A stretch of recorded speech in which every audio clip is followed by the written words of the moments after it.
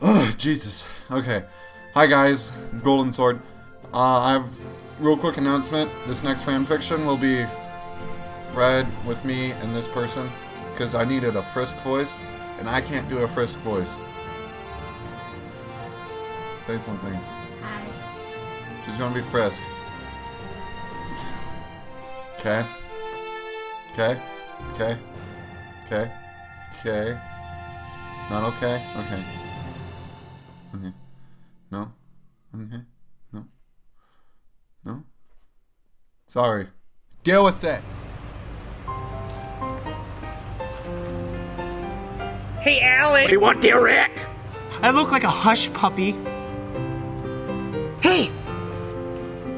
Hey, Alex!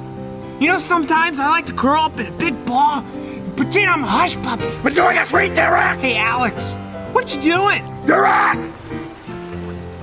Yeah. Frisk was walking through town that the monsters had worked hard on to build together. She had just finished school and decided to take a stroll through the park before heading home.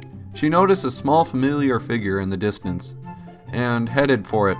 Once realizing who it was, Frisk started moving more stealthy, hiding behind trees and bushes in case the figure turned and spotted her.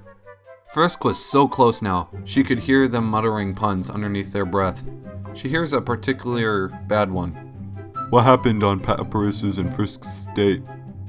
Can't say. It's too frisky.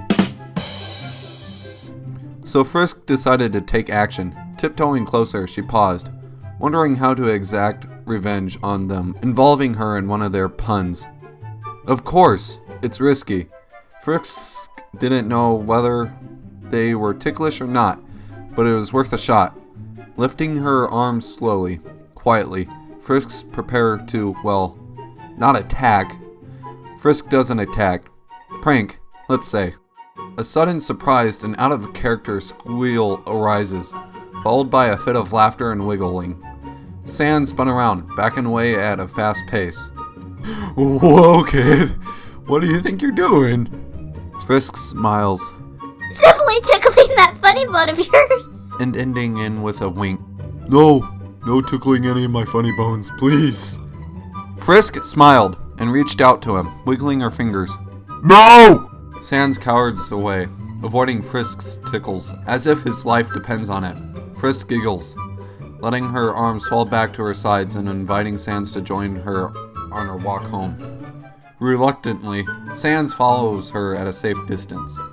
Sans keeps glancing at Frisk, as if worried she would try and prank him again, but Frisk kept her hands to herself, talking every now and again, about school, about friends, about a few things she heard and seen. Small talk. During one particular long silence, Sans spoke. You, ain't gonna tell Papyrus about me being ticklish, are you?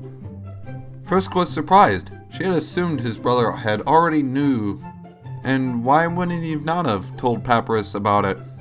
She settled on an answer that said neither yes or no. I'll tell him that I pranked you, because I'm proud of that. Sans still seems on edge. They come to a stop by the house. Well, see ya, Sans said before opening the gate to his and Papyrus's house. He must have expected Frisk to go next door to Toriel's house. But Frisk had expected this outcome, and followed Sans despite him not being too keen on this. Frisk didn't want Sans to escape while she told Papyrus about how she pranked him. So she flopped down on their couch and made it look like nothing happened. Sans watched her for a moment, sitting behind in his regular lazy bones position. After what seemed like ages, Papyrus came out of the kitchen, greeting them. Lazy bones? Of course you're doing absolutely nothing. Oh, hello there, Frisk. Hey there, Papyrus. What have you been doing? Making spaghetti, of course. What else would I, Master Chef Papyrus, be doing? Frisk giggled. She had a brilliant answer to that question. However, she couldn't say it with Sans keeping them company. Alright, pause. Time out. Papyrus's voice is gonna change. I did it again. It's Papyrus. His voice is gonna change because I figured out how to do one. So, I think you guys will really like it because I freaking love doing it. Anyway, back to the video. After a bit of chatting, Papyrus stood up. It's about time for dinner! Who wants spaghetti? I I mean, that's all the way in the kitchen. That's too far for me to reach, Papyrus. I'll get it for you, Sans. Frisk, you shouldn't encourage his laziness. Papyrus started, but Frisk was already making her way into the kitchen and didn't seem affected by Papyrus's words. Once Papyrus and Frisk were alone, she made her move. Gently, she pulled on his scarf to get his attention and motioned for him to be quiet. I didn't want to say this in front of Sans, but today I found out something about him. What was it? Sans is ticklish. Oh, that's funny. Now we can really tickle his. I've already used that pun. Let's not overuse it. Okay. Well, what are we waiting for? Let's use the knowledge to our advantage. With that, Papyrus leaped out of the kitchen with grace never seen in this world before. Frisk paused and smiled to herself when she heard the same squeal arise as before. Only this time it was accompanied by some protest and yahs. She went back to the living room, where Sans was wiggling on the floor laughing uncontrollably while trying to both escape and push Papyrus away. Papyrus crouched beside him, with one arm wrapped around Sans' arm to prevent him from escaping and the other one tickling wildly.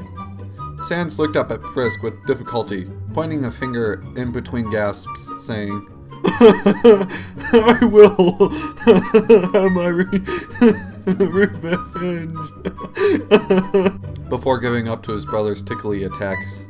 After pulling Papyrus off of Sans, telling Papyrus off, giving Sans multiple hugs as apology, and then giving Papyrus hugs so he wouldn't feel left out, Frisk left, knowing Toriel would have worried if she stayed too long. However, she couldn't get Sans' promise of revenge out of her head. Maybe she shouldn't have told Papyrus so directly. Maybe she should have given him hints and let Papyrus find out for himself. Then again, Sans would have known it was her anyway. And what is the worst that could happen? It's just a little messing about, nothing too harmful, right?